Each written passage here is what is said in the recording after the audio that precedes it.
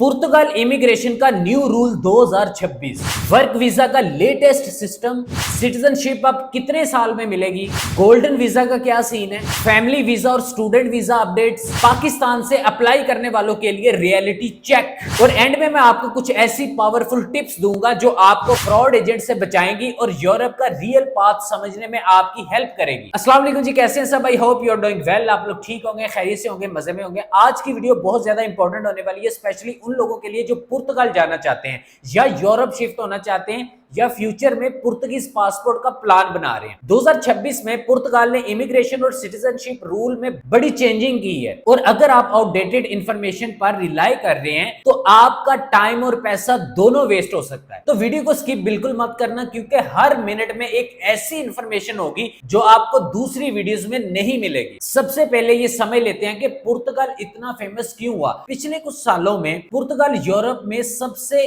Easy immigration में country माना जाता था।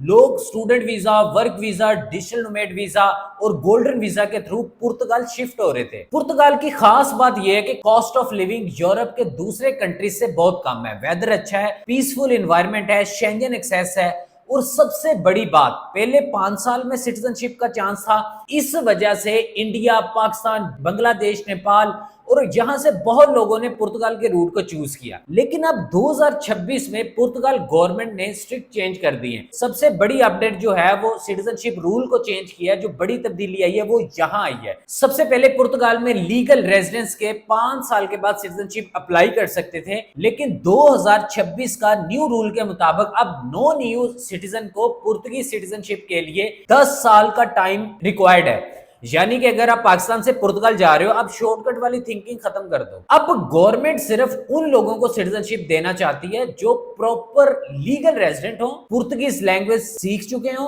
कल्चर समझते हो और जेन्युइन पुर्तगाल में सेटल होना चाहते हैं। इसका मतलब क्या हुआ?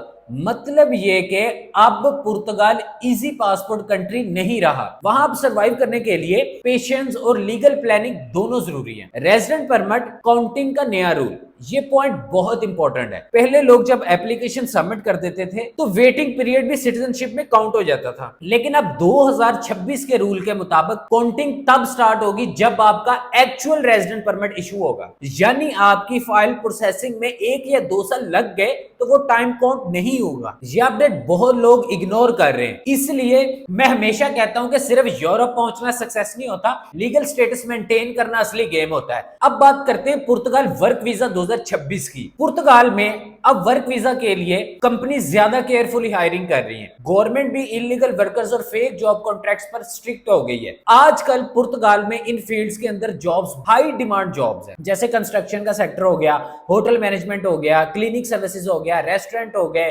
डिलीवरी सर्विसेज हो गया, ट्रक ड्राइवर हो गए, आईटी और टेक जॉब्स हो गई, हेल्थ केयर हो गई, एग्रीकल्चर की फील्ड में बहुत सारी जॉब्स आपको मिल जाती हैं। लेकिन एक रियलिटी ये भी है कि सैलरी यूरोप के दूसरे कंट्रीज जैसे जर्मनी या लग्जमबर्ग से कम ही होती है। एवरेज सैलरी 900 यूरो से 1500 यूरो पर मंथ के हिसाब से होती है, डिपेंडिंग ऑन जॉब। अगर कोई आपसे बोले कि जी पुर्तगाल जाकर फर्स्ट मंथ में लाखों कमा लेंगे, तो समझ जाओ या तो वो झूठ बोल रहा है या आपको इमोशनल बना रहा है। फेक एजेंट से बचना बहुत जरूरी है। पाकिस्तान में बहुत फेक एजेंट्स हैं। कोई बोलता है जी 1000% गारंटी वीजा, कोई बोलता है जी 2 नंबर से एंट्री करा देंगे, कोई बोलता है पुर्तगाल जाके लीगल हो जाना। यार रियलिटी क्या है? पुर्तगाल गवर्नमेंट अब इलीगल कंट्री और फेक स्पॉन्सरशिप पर बहुत स्ट्रिक्ट हो चुकी है। अगर आप फेक डॉक्यूमेंट लगाते हो, वीजा रिजेक्ट हो जाता है, फ्यूचर शेंजन बैन लग सकता है आपके ऊपर, एयरपोर्ट से डिपोर्ट हो सकते हो आप। इसीलिए शॉर्टकट को छोड़ दो। यूरोप का सिस्टम अब पहले जैसा नहीं रहा। अब बात करते हैं गोल्डन वीजा की। जो पुर्तगाल का गोल्डन वीजा 2026 के वाले से अपडेट देने जा रहा हूं आपको।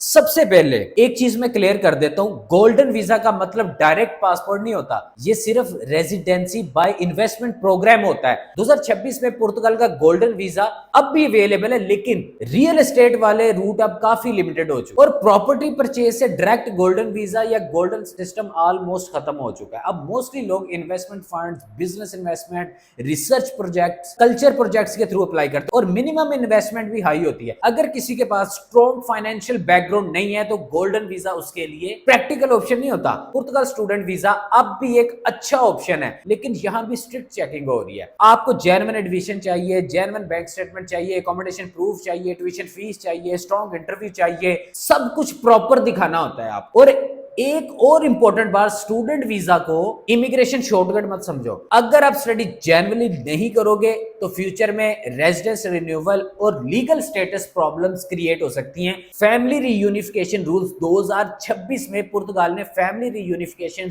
रूल भी स्ट्रिक्ट कर दिए हैं। अब स्पॉन्सर को स्टेबल इनकम चाहिए, प्रॉपर अकोमोडेशन चाहिए, लीगल रेजिडेंट हिस्ट्री चाहिए, ये चीजें शो करवानी पड़ती हैं। फिर उसके बाद जो है वो आप इस वीजा के लिए एलिजिबल हो सकते हो फैमिली रियूनिफिकेशंस के लिए। ये कुछ बहुत बड़े चेंजेस आए हैं पुर्तगाल की इमिग्रेशन के हवाले से, जो कि बहुत सारे लोग इसके ऊपर पर्दा डालते हैं, बहुत सारे एजेंट इसके ऊपर पर्दा डालते हैं। एजेंट तो कहता है ले तू पासपोर्ट दे तो तू गया, लेकिन ऐसा बिल्कुल नहीं होता पाकिस्तान में। इन चीजों का आपने खास ख्याल रखना है। ये जो अपडेट है ये मैंने कोई ये नहीं है कि जो मैंने 2 महीने पहले की दे दी या पिछले मंथ की दे दी, ये अभी की 1-2 दिन पुरानी इंफॉर्मेशन है जो कि अभी रूल्स चेंज किए हैं 2026 के अंदर। क्योंकि कोई भी कंट्री जब अपने रूल्स में तब्दीली करता है या अपनी इमिग्रेशन में तब्दीली करता है, जैसा कि अब उन्होंने दिसंबर में अनाउंस कर दिया 2025 में कि जी हम 2026 में फलां चीज में तब्दीली लेके आ रहे हैं अपने सिस्टम में, तो वो ऐसा नहीं होता कि जी वो यकम से वो रूल अप्लाई हो जाएगा या वो यकम से लागू हो जाएगा सिस्टम पे। ऐसा बिल्कुल नहीं होता। उसके ऊपर 3-4 मंथ वर्किंग होती है इनकी नेक्स्ट ईयर से, फिर जाके ये मामला स्टेबल होते हैं। जो कि 2026 में हमने सुना था कि 10 साल का कर देंगे टाइम ड्यूरेशन जो है वो पासपोर्ट का, जो कि ऑलरेडी उन्होंने अनाउंस कर दिया है और वो 10 साल का हो चुका है। तो बाकी काफ़ी सारे ऐसे मामला हैं जो कि वर्क परमिट है, उसके बाद स्टडी वीज़ा है, फैमिली रीयूनिफिकेशंस है, उसके बाद गोल्डन वीज़ा है। तो हर वीज़े के अंदर इन्होंने ना इमिग्रेशन के अंदर बहुत सारी तब्दीलियां रोनमा की हैं। तो इस वीडियो को ज़्यादा से ज़्यादा अपने फ्रेंड्स एंड फैमिली के साथ शेयर करें ताकि लोगों में अवेयरनेस पैदा हो, लोग आए इस प्लेटफॉर्म के साथ जुड़ें और लोग अपना एक अच्छा मुस्तकबिल बना सकें। तो बाकी डिस्क्रिप्शन के अंदर मेरे व्हाट्सएप चैनल का लिंक मौजूद है, उसको जाके लाजमी ज्वाइन कर लीजिएगा। तो बाकी इंशाल्लाह मिलते हैं अगली वीडियो में, तब तक के लिए पीस ऑफ।